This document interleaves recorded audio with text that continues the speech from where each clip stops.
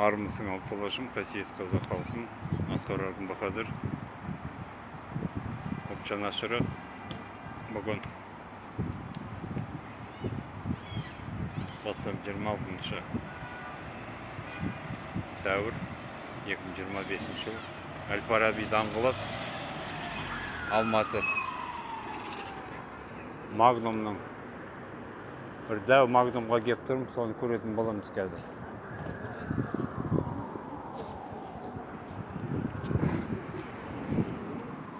Рэм деп жазып қойыпты, Палас.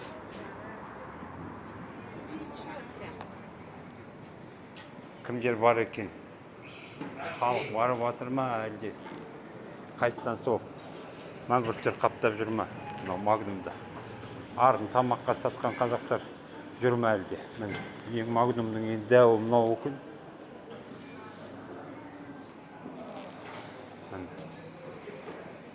Ал бір айы өткен жоқ әлі біздің байқот жариялағанымызға. Міне неше газсы.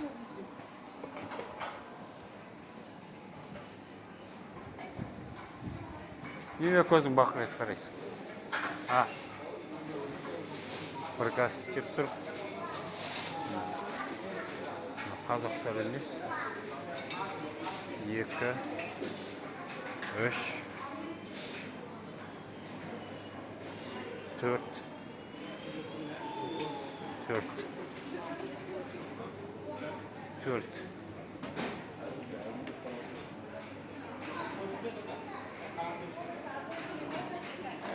4 газ жеп тұр. Не болды сонда? Біздің тілімізді, біздің арымызды немене? Тамақ жеңіп кетті ма? Сонда қазақ ешқашан арын тамаққа сатпаған еді ғой.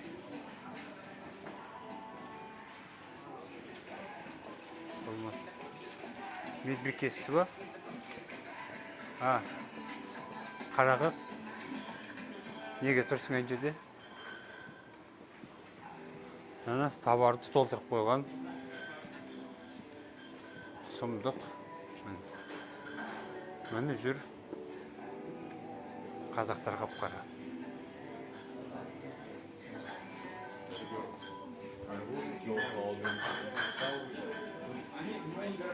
Мынау орыс өкілдері.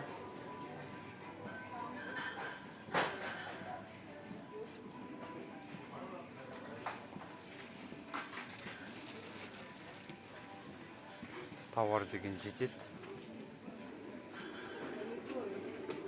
Бірақ мен өз басым ештеңе алмаймын. Таудан келе жатырмын, демалыстан, Жамбылақтан. Бірақ қарным ашып тұрса да мен ештеңе алмаймын бұл жерден.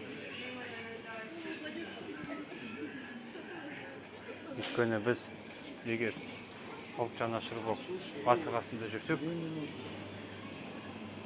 арымызды тамаққа сатсақ, онда бізге еш аяушылық болмау керек. Ұлт жанашыры деген бірдікі жай әңгіме болып қалады онда. Сондықтан да мен еш тамаққа мына жерге қызықпаймын да, қарамаймын да. Тамақ дегенім тұнып тұр. Түр-түрін толтырып қойыпты. 50% жеңілдік істеп қойған ғой деймін. Еттерге еттің бағасы қанша міне?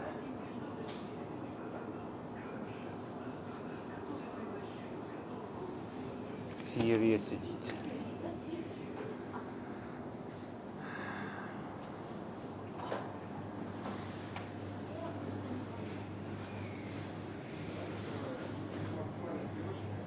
Саламатсыз.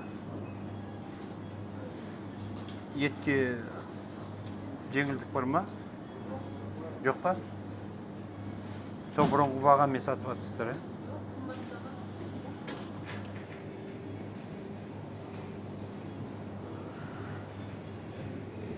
Көрдіңіздер ма? Еттің өзін сол бағамен сатып жатырмыз дейді. Айналайын қазақ халқы. Демек, Магнум қазақ тілін шектеп қана қоймай, ешқандай сабақ алған жоқ деген сөз. Бұл нені білдіреді? Бұл біздің әлсіздігімізді білдіреді. Ешқандай бізде ауызбіршілік жоқ. Айтқан сөзімізде біз тұрмаймыз деген сөз. Біз мына түрімізбен мынау бір Магнумның өзін емес, анау ұры жүйенің өзін екі шал басқарған Назарбаев Тоқаев. Жеңе алмай тұрғаны да сол. Өйткені қазақ біреу анда тартады, біреу мында тартады. Міне. Алтын көрсе періште жолдан таяр дейді. Міне.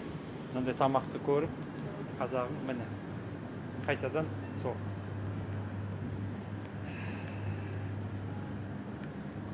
Осы Магнумның ішінде сайрандап жүр ғой. Жасыратын түк те жоқ.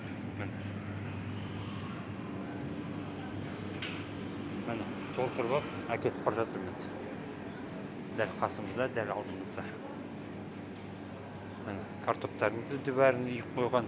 Бұларды ойбай біз банкротқа ұшыраттық дейміз. Ешқандай банкротқа біз ұшыратқан жоқпыз. Міне. Бұлар миллиардтап ақшаны тауып жатыр деген сөз. Айналайын қазақ халқы, сондықтан да өте өкінішті. Әрине. Біз мынау өзімізге деген қорлықты жылдам ұмытып кететін халықпыз. Бір жаман. Өте жылдам. Мінекей. Анау ашаршылықты да ұмыттық. Ашаршылық кімдер алып келді? Мысалға, тамаша білеміз ашаршылықты. Ол орыс большевиктер алып келді. 5 миллион қазақты қырды, малдарын тартып алып. Сондықтан да менің шынымды айтайын, айтарға сөзім жоқ. Айтарға сөзім жоқ ешқандай.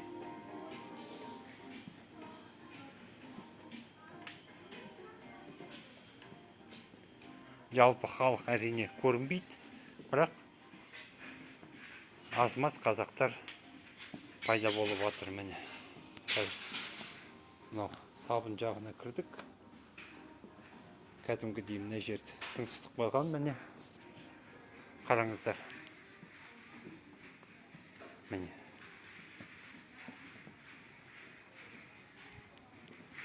Міне. Сабын деген и сабын жуатын нелер бәрі толып тұр міне.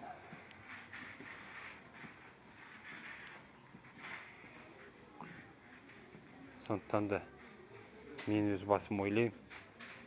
Әрине көпке шөп топырақ шашпаймын.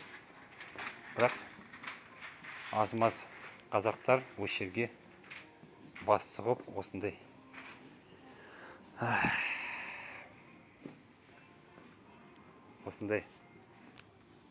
әлгі алтын көрсе періште де жолдан таяр дейді. Сол алтын көріп, сол міне қазақтың келіншегі кетіп бара жатыр. Картинасы бар. Сол алтын көріп, періште болып жолдан тайып отыр. Сондықтан да жасыратын түк те жоқ.